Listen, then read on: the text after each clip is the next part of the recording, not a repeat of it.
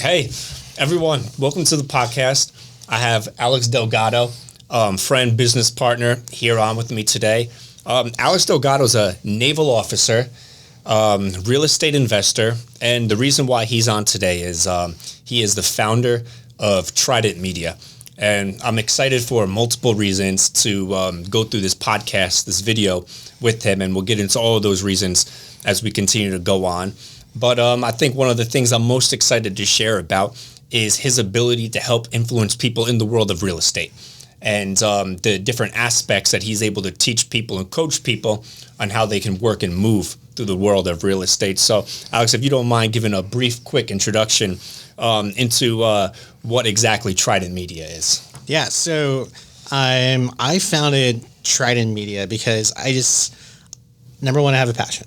Right? Yeah. The passion is creativity, photography, video. That is my passion. And I love flying as a naval officer. Like I'm a pilot in the Navy. Yeah. Which is great. It's an awesome, absolutely awesome career. But there's always this passion for creativity. Mm-hmm. And I'm able to express that passion with my passion for real estate because I love the whole real estate aspect. I love the investing side. I love the selling, the buying side. And the best way for me to apply all of those passions together was to start a media company that's works specifically with real estate agents and brokerages in Northeast Florida that can give them just like an extra leg up in this crazy world of real estate. Yeah. Mm-hmm. And when we look at the role of photography in social media and real estate, in my career as a real estate investor and an Airbnb super host, it played a huge role because the first thing that you want to do is become a super host because then you rise up in Airbnb's algorithm. So you're going to get a front page view when customers are looking for potential Airbnb properties. But the second thing is you want to have good photographs because if you have good photographs, then customers can envision themselves in that home. And at Trident Media, that's what you're really helping people to do. Right. So one of the big problems that I saw in the real estate photography side was there wasn't branding. There was just, hey, we're trying to turn this listing into some profit. Let's just quick turn it, sell it, and be done with it. But these are people's homes. Right. Like people have so many memories in these homes with their children, with their families. Yeah. And the best in our philosophy is that every home is its own brand. There's always something really unique about that home, whether it's the neighborhood it's in, it's the renovations the family has done, it's some piece of that home will tell a story. Yeah. So when we approach these listings with photos and videos, the whole goal of every production is to tell that story. And that's how we set ourselves apart from other photography services and video services. And by doing that, we're able to separate those real estate agents from other agents and help elevate their brand as well, because it's showing the consumer, it's showing those potential buyers that this agent cares about these properties. Yeah. And they care about the people who live in the properties and the people who are selling them and the people who are going to buy them. Right. I was getting ready to set up an Airbnb over the past couple of weeks. It's canceled. It's not going to go on anymore. But I was going to set it up with a real ocean beach vibe. Yeah. And I needed a photographer to come in and capture that and bring that to the audience because I was going to need the potential Airbnb customers to see that beach feel, that ocean feel, and want to book to it. So I think you're right on the money when it comes to making sure you're branding that house in a unique way. Something you and me were talking about recently is choosing the right social media platform. So you have a great photographer like yourself. You can do videos, you can do photographs, you can do shorts. Now you have to decide what social media platforms do I want to be on? I usually go with Facebook and Instagram and YouTube, but you brought up a good point about the diversity of being on multiple platforms. So I wanted you to kind of speak to that right there. Yeah, so when it comes to choosing which platform you want to be on, you need to find out who your target audience is going to be. And in real estate, it can you're looking at the whole spectrum. Yeah. You're looking at retirees. You're looking at young professionals. You're looking at families that they just want to have a safe place for their kids. Now, each one of those demographics, they might represent stronger on certain social media platforms. For instance, we know for a fact that the majority of people 50 years and older, you'll find them on Facebook more than you would find them on TikTok. Because on TikTok and even Instagram, you're going to see the more younger generation. So maybe it's young families. Maybe it's just young professionals. Maybe it's people that are just getting out of college that they have no idea how to buy a house, how to even get into the market. And that's where, as an agent, when you choose these platforms, you need to consider the value that you're providing to that viewer and to those target audiences. Right. Is there any platform you say you have to be on? Don't miss. No, be on all of them. Yeah. No. Being on as many as be possible. on as many as you can, because you might even see some platforms that exist today. You're just like, there's no way I'm getting that platform. That platform is not going to take over anything. And everyone was on Facebook.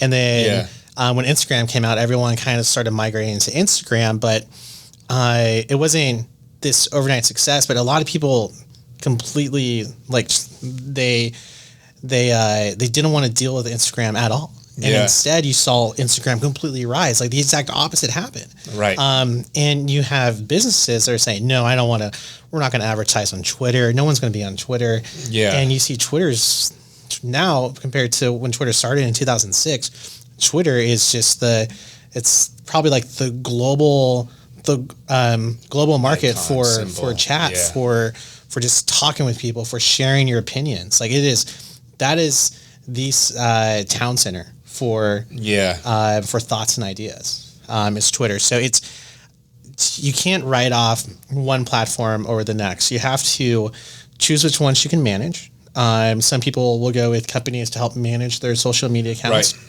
That's one option for people to do. The other ones, when you look at Facebook and Instagram, you can combine those into one account, because now Meta runs. I think that's really smart. Meta runs Facebook and Instagram, and you're able to use other softwares that are out there to go through every single account to connect your TikTok, your Instagram, your Facebook, your Snapchat, to connect all of them.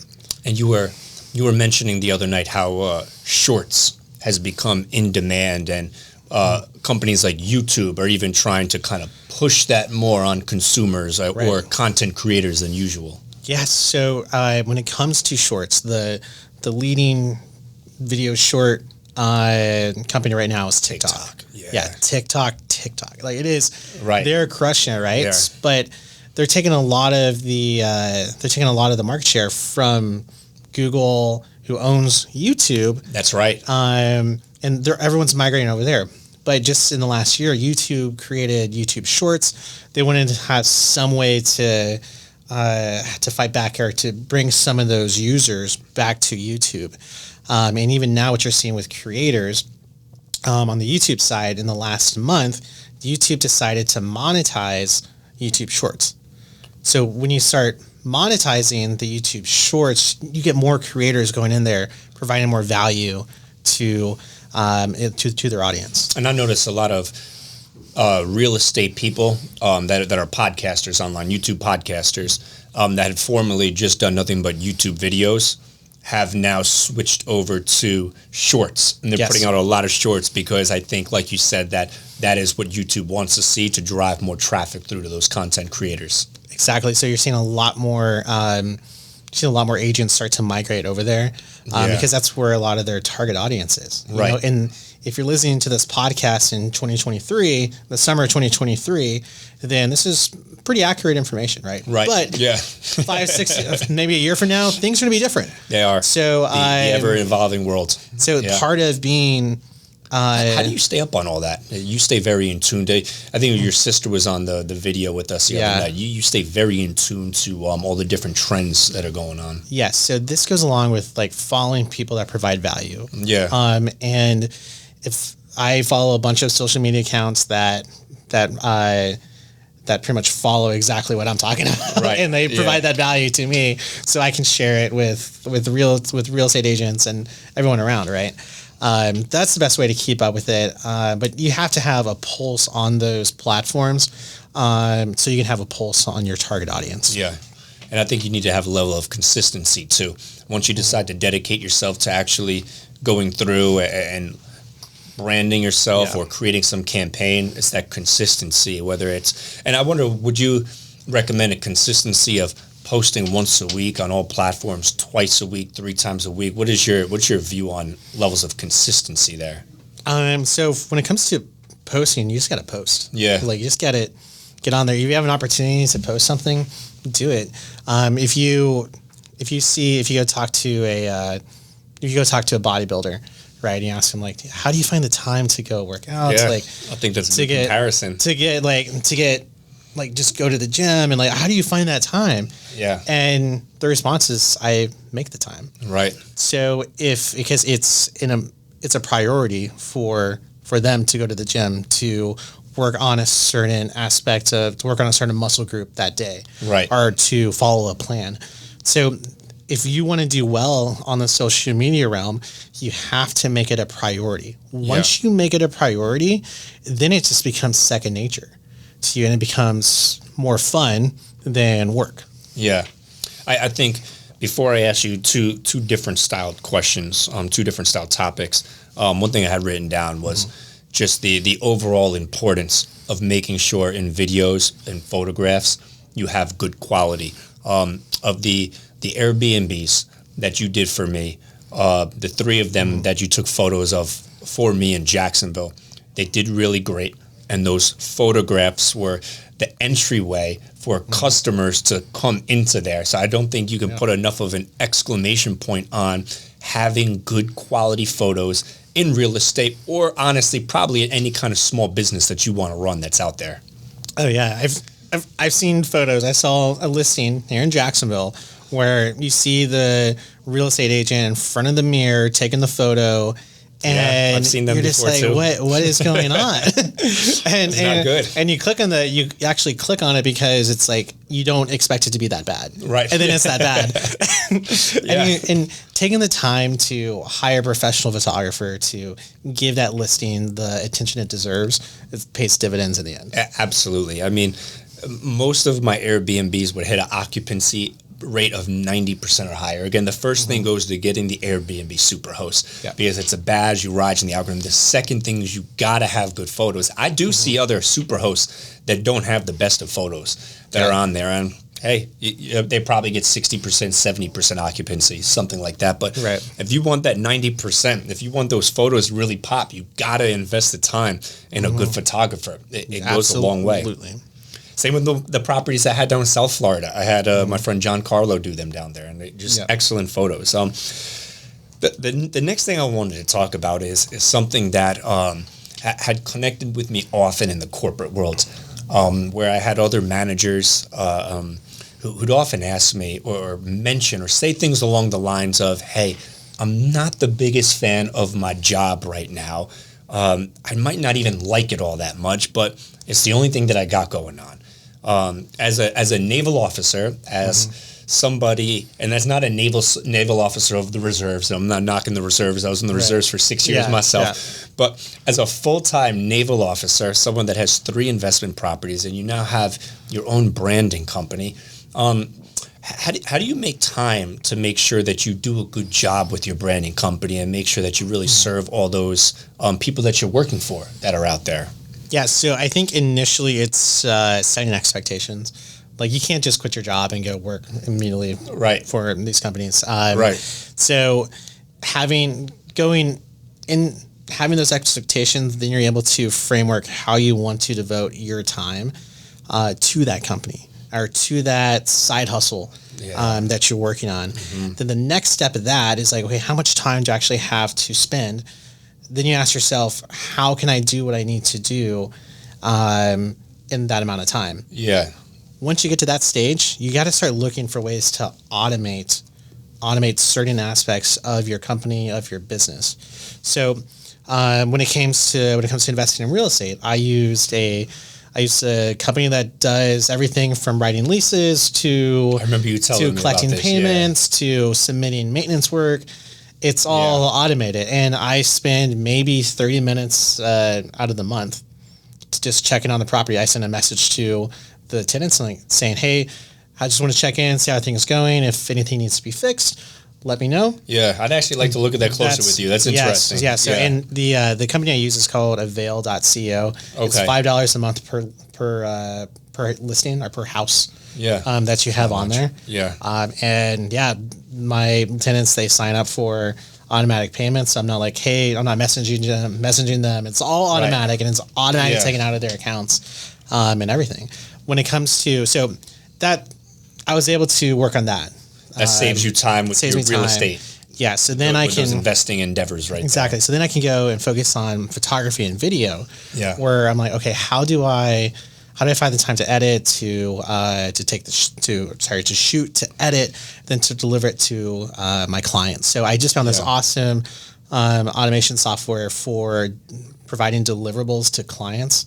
So it creates a website for the listing. It creates them as an automatic user. They can go and find all this awesome material for that one particular listing and be able to download the photos in different resolutions. Yeah. So I'm not exporting an edit on different sizes, right? And sending to them like, hey, here's a link for the full resolution. Here's a link for the MLS required ones. Here's a link for like the web specific sizes. So that's a new service we're offering all of our new clients. Okay. And that saves me time on the back end. Right. And allows me to spend more time with family and everything. But the big thing is for if you are considering transitioning to a different career path and you don't want to quit your full-time job, just write everything out. Write what you need to do. Do the education. Mm-hmm. I think the most important thing in starting a side business is educating yourself on what's really required. Right. So you can set those expectations and then you can manage those expectations. Yeah, I would definitely agree with that. I think when I first got going with Airbnb, I had been working at Amazon as a full-time area manager at the time, and I got my first Airbnb, got it down, learned it, understood all the requirements that went into it, then got a second one, then got a third and a fourth one. Eventually got to the point I bit off a little bit more than I could chew and recognize, and then had to downscale a little bit. But I think when you're just taking small steps and baby steps and then assessing how you're doing and making sure you're spending time assessing how your business is going, you're really doing it in the right way. I think it's super important for people who are working a corporate job that might be a little bit unhappy or might be wanting to make more money. And I'm thinking about two individuals specifically who I'm going to definitely send this podcast to once it's done and produced, that want to start a side business, that want to, actually a third person as well too, a side hustle, that want to get going on something different out there, to really consider it and think about it, and also to find something that you have a passion in and that you enjoy doing. I realized after I started doing my first Airbnb that I liked and had fun. I liked the customer service side of things. I liked setting up the houses, moving furnitures in, putting up posters, getting all the decor placed, making sure I had photographers, all of the things that went into it. I recognized that I liked it and enjoyed it. The things that you've done on the side, has it been important for you to like it? How did you recognize that if you did like it, that you actually did enjoy it? So I knew this was a passion, like photography, video. It's a passion. So I knew that there would be some hurdles I'd have to cross, but I knew as long as I came back to the passion, I knew that would help me get over those. So if the passion is doing photography, or if your passion is writing, or your passion might even be sewing, right?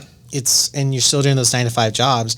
If you ever find yourself in this dead space, like you don't know where to go, just go back to your passion, focus back on the passion, right? It's like, how can I provide this to someone today. Yeah. It also, if you're also thinking about getting into a business, it also helps to niche down. So find a particular niche that you're into. Like for mine, it's real estate agents. Video, I can do photos and videos for families, companies, but I decided to focus on my niche on real estate because I found passion in real estate, and I also the passion in photos and videos. I think it's easy to find a lot of passion in real estate too. I'm not exactly sure why, but there's always been something that I genuinely enjoy about it outside of the money. The money seems to come and follow. Yeah, it seems to be something that's just been enjoyable. Sure. Getting back towards Trident Media. And your company. We spoke recently about the importance of engaging your audience. I wonder if you could elaborate a little bit to the viewers about what's the importance of engaging with your audience and what are some of the best practices that you would recommend for people to engage with their audience. Yeah, so I think if you go on TikTok or Instagram right now, you might try to count how many ads you pass by or how many people that are trying to sell your product pass by, and then think, who are you watching the most? And a lot of those might be people that provide you value. Yeah. So if you're working on a project in your home, and like I need to know how to like do these these floating shelves, for instance, right? So you might be looking for certain, you might be just scrolling, the algorithm's going to pick up, you're doing some DIY, and you're going to stumble on someone that's providing you value. Yeah. For your target audience of people looking to purchase houses, how can you provide value to them as a real estate agent? And that goes back to like, well, what's some stuff that I can give them right now, right? If you're in Jacksonville, or this applies to any market too. Yeah. You can do a content strategy where talks about why to move to Jacksonville, what are the neighborhoods to move to Jacksonville, what are some of the best schools to move in Jacksonville. All that is value. Right. And you know what? Don't even try selling something at the end of that. Just provide the value. Yeah. Provide the value. And I think that's a really good point. And you're not selling anything, you're providing the value, which will eventually lead to the sale. Right. And those type of valuable posts will lead to more people contacting you.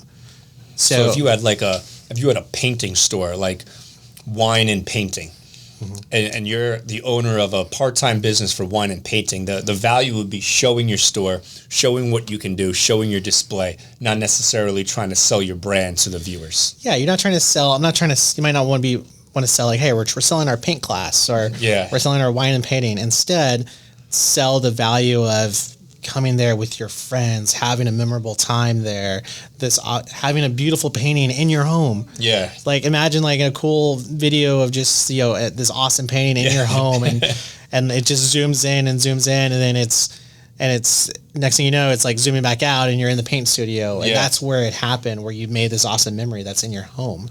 That's valuable. And one of this really good content strategist, his name's Gary Vee. He's written a lot of books.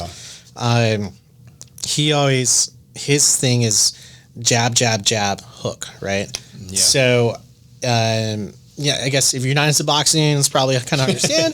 But the point is that give, and then ask. Or do 5 posts about giving value. Then you ask. So, and ask can be as simple as, for real estate agents, the ask can be like, here's this new property that we have at this location, in this neighborhood. This is the value of the property. So you're still providing value, but you're also trying to sell the property too. Yeah. Right. So it adds in. Yeah. So it adds into that whole, giving value and asking all in the same time. Like, you don't have to go in right out of the gate saying like, buy this property, or my commission is only 2%. You don't have to there's a lot of things you don't have to do. And the reason you don't want to do that is because it can become off-putting, and then they scroll past you. Right. You want them to stay on your page to follow you because they're looking for that consistent value that you're providing. Great quote on happiness the other day I was telling you about. It was something about trying to redefine success, not necessarily by about the amount of money that you make, but the happiness that you get in the pursuit of doing that there, which I thought was really good. Oh yeah. So to close it out, what can Trident Media do for somebody that's here locally in Jacksonville? So we do, I know I mentioned photo and videos, but it's not just real estate photography and real estate videos. So what we can do is, if you're an agent in Jacksonville and you're looking to provide that value to your to potential buyers or sellers, then we will sit down with you and we will create short form content with you. We will do a session that's only 3 to 4 hours long. Yeah. We will film everything. We will, and from that session, you're going to be able to get 20 to 30 videos. Yeah. That you can use on multiple platforms. Right. Instagram, TikTok, Facebook. So imagine spending 4 hours out of the month, just 4 hours out of the month, and we do one video shoot, and you have a month's worth of content. You're saving a lot of time. You're saving a lot of time. Yeah. And that's more time you can be focused on generating leads. Especially if someone's very busy. Buyers. Yeah. If you're busy and you don't have a lot of time, if you go out there and you meet at a location and you do a shoot for 4 hours, 3 hours, and you have a month's worth of content, you're in a good position for your business. Yes, absolutely. You're in a really good position. So that's it. That's about everything that we've got for today. Alex, I appreciate you coming on and talking one of the aspects that you have going on with Trident Media. Definitely want to have you back on soon to go over real estate investing and the work that you're doing in the military. So awesome. Thanks, Bobby. Thanks for having me. Absolutely. See you next time. There you go. Cool.